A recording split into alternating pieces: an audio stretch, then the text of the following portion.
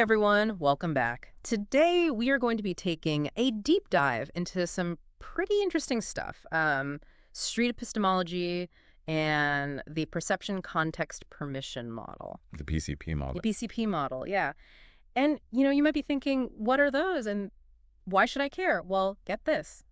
They both deal with how we form beliefs and how we are influenced, which is... all the time. Yeah, it is happening constantly, whether we realize it or not. Right, and it's fascinating how these two ideas, even though they're coming from totally different fields, they really do intertwine. Like street epistemology, or we can call it SE for short. SE, okay.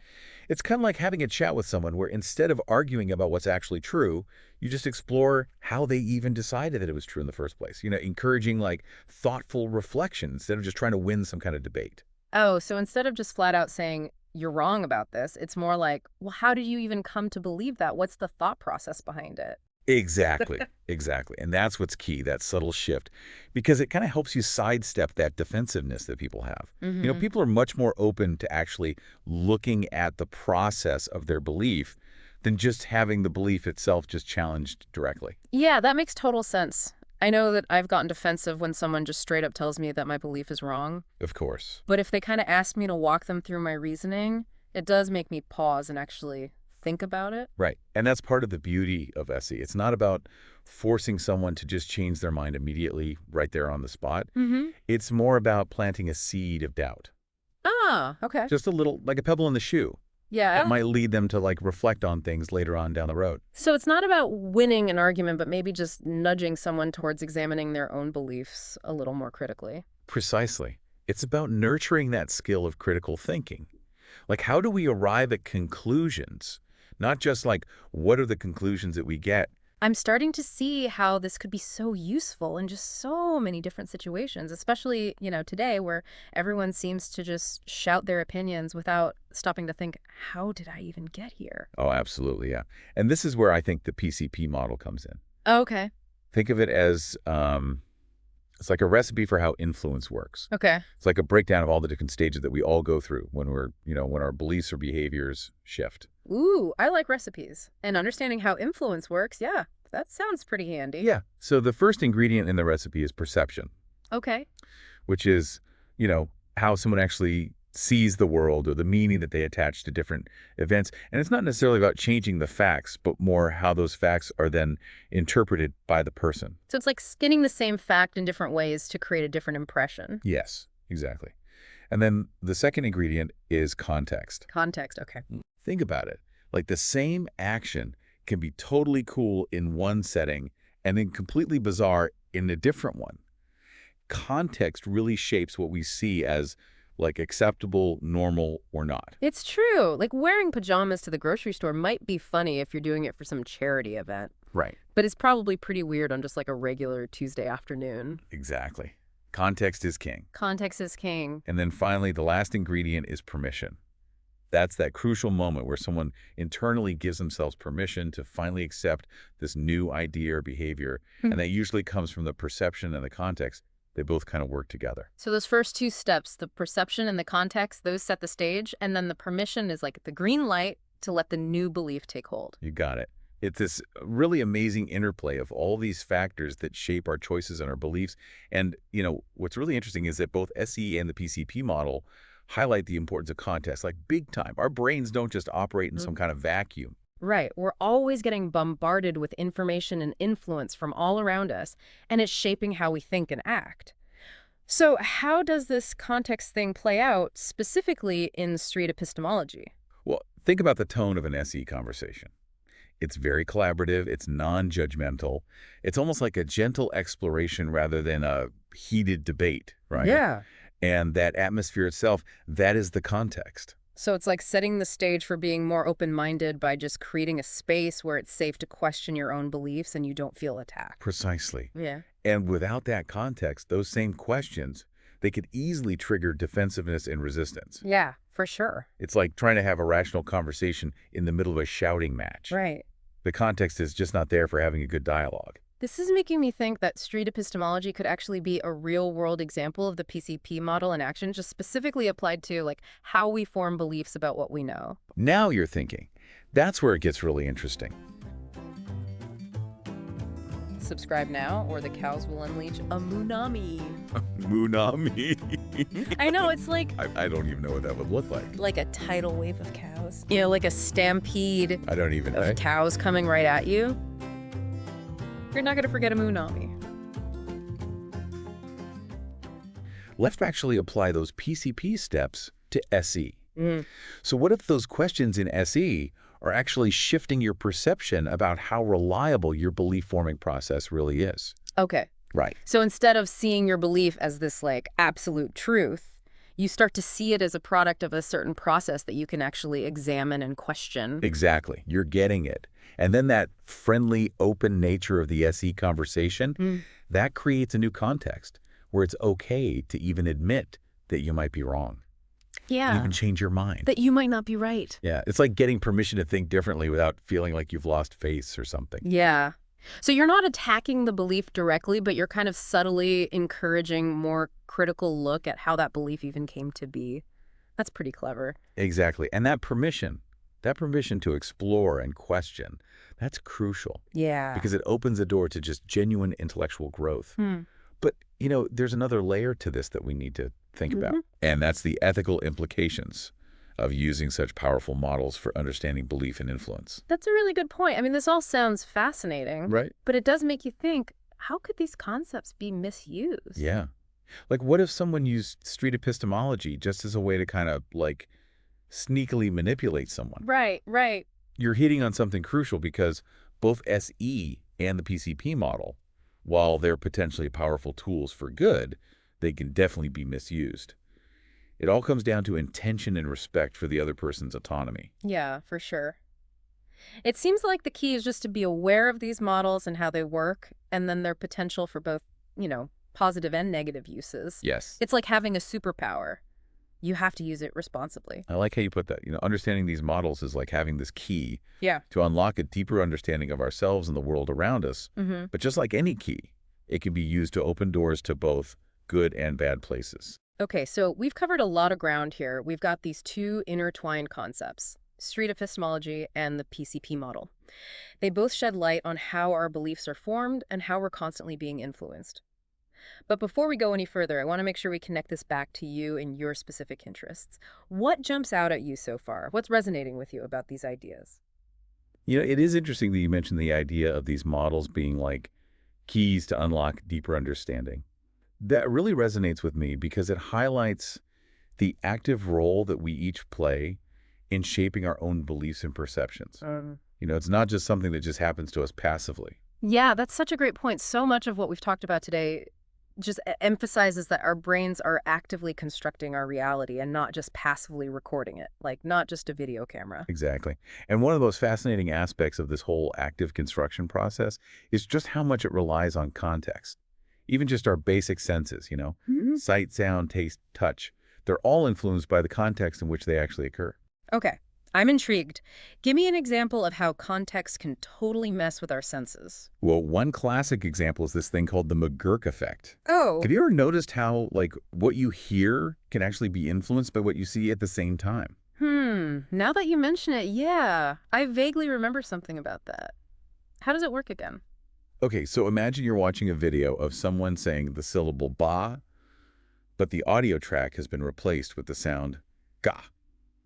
What's crazy is that your brain will often perceive a completely different sound, something like da, just because that visual information from the speaker's lips is clashing with that auditory information. Whoa, okay, that is trippy. So even something as basic as hearing a sound, it's not just about the sound waves hitting our ears. Our brains are actually taking in all these other cues from the environment to try to figure out what's going on. Precisely. It's a constant process of integration, right? Yeah. Weighing different sources of information, trying to make sense of it all, and context plays a huge role in that whole process of just making sense of things. Okay, so we've got our brains constructing reality, we've got context shaping our perceptions, and then we've got this whole idea of influence at play. So how does this all tie back to street epistemology and that PCP model? Well, if you think about it, street epistemology is all about creating a specific context for conversation. Yeah. It's about setting the stage for open-mindedness and critical thinking by establishing a safe, non-judgmental space where it's okay to actually question your own deeply held beliefs. Right, it's not about ambushing someone with a bunch of facts or logic, but it's more about guiding them towards being more self-reflective. Exactly. Mm. And without that context, those same questions, they could easily just trigger defensiveness and resistance.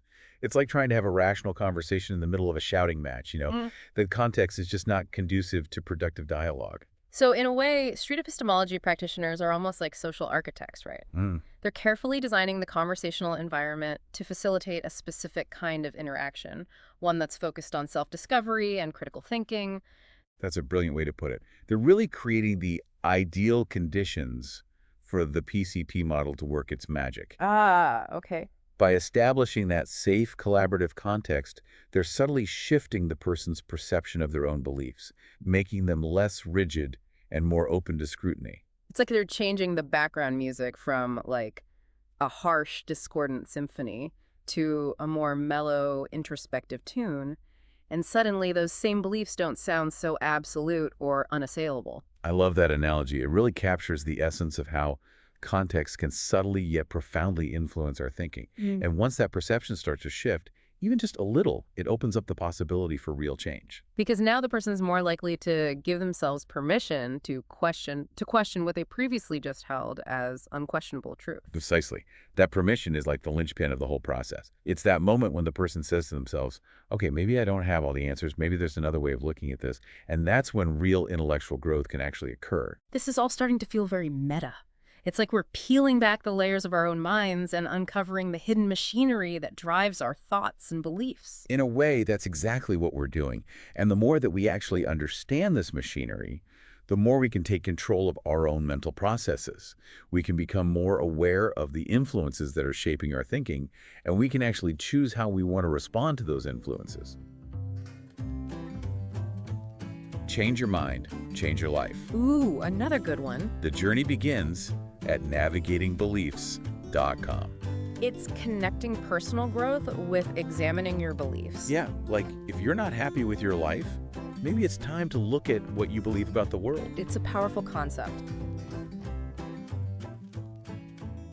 Okay, so we've seen how context plays a huge role in shaping our perceptions, and how both street epistemology and the PCP model, they leverage this understanding to facilitate, critical thinking and belief change. But where does this all fit into the bigger picture of how we make sense of the world? We're not just talking about isolated beliefs here, right? This is about our entire worldview. You're right. This goes way beyond individual beliefs. It gets to the heart of how we construct our reality. Our brains aren't just passively recording the world like a video camera, right? Right. They're actively building a model of reality based on the information they receive, our past experiences, and even our expectations. So it's more like our brains are creating a simulation of reality, like a constantly evolving virtual world that we then experience as real. That's a great way to put it. Yeah. And context plays a crucial role in shaping this simulation. It's like the set of rules that governs how our brains interpret that incoming data stream. So context is like the operating system for our brains, providing the framework for how we make sense of everything. Exactly. It's the lens through which we perceive the world, Yeah. and it's constantly being adjusted based on new information and experiences. Okay, I'm starting to see how all these pieces fit together, but what does this mean for us on a practical level? How can we use this knowledge to improve our lives, our conversations, our understanding of the world? That's where things get really interesting. And that's where these models can become incredibly powerful tools for self-awareness and growth. I'm all ears. Give me the practical applications. How do we actually use this stuff? Okay, so we've established our brains are like master chefs, just constantly whipping up this gourmet reality stew based on like whatever ingredients or information we feed them, you Yeah. know? And the context, that's like the spice rack. It influences the flavor profile of the whole dish. Oh, I love that analogy. And just like with cooking, becoming more aware of the ingredients and spices that we're using, that can make us so much more mindful and intentional about that final product, Yeah. our own understanding of the world. Okay, but how do we actually become more aware of these processes? It sounds like we need to develop some serious, like mental chef skills. Well, one powerful technique is just to start paying attention to the questions that we ask ourselves. Instead of just blindly accepting our beliefs at face value, we can get curious about how those beliefs even ended up in our mental pantry in the first place. So less, this is what I believe, and more, How did this belief end up on my plate? Exactly. Think of it as like a gentle interrogation of your own belief. Ask yourself, well, what evidence do I even have for this belief? Yeah. How reliable are my sources? What assumptions am I making? Would I accept the same argument if it came from someone I usually disagree with? Things like that. It's like taking inventory of our mental pantry, checking expiration dates, and tossing out any like stale or questionable ingredients. You got it. Yeah. And that self-reflection, it can be incredibly revealing. We might start to notice these patterns in our thinking, biases that we weren't even aware of before, those sneaky little spices that have been subtly altering the flavor of our reality stew without us even realizing it.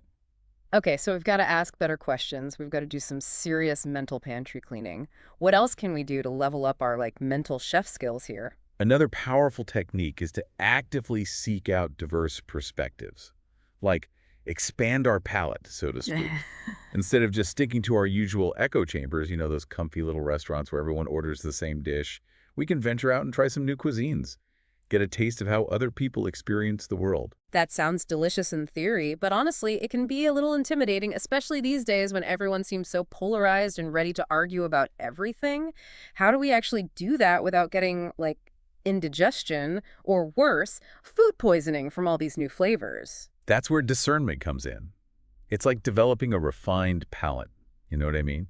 It's not about blindly accepting all perspectives as equally valid. It's more about engaging with them thoughtfully and critically, savoring the flavors, noticing the nuances, but also being able to spot any off notes or questionable ingredients. So we're not just passive consumers gobbling up whatever's put in front of us. We're like becoming food critics, carefully analyzing each dish, appreciating its complexities, but also calling out any flaws or shortcomings. Exactly. It's about being open to new flavors and experiences while also maintaining a healthy skepticism and a commitment to intellectual honesty. This is making me hungry for knowledge.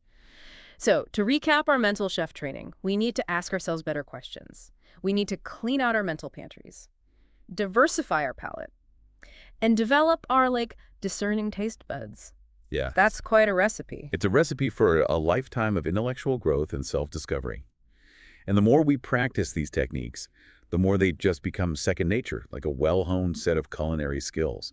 We become more adept at identifying those subtle influences, those hidden spices that shape our perceptions and beliefs. And that's a wrap for today's deep dive. Thanks for joining us on this delicious exploration of street epistemology and the PCP model. We'll catch you next time for another fascinating serving of knowledge. Until then, happy cooking.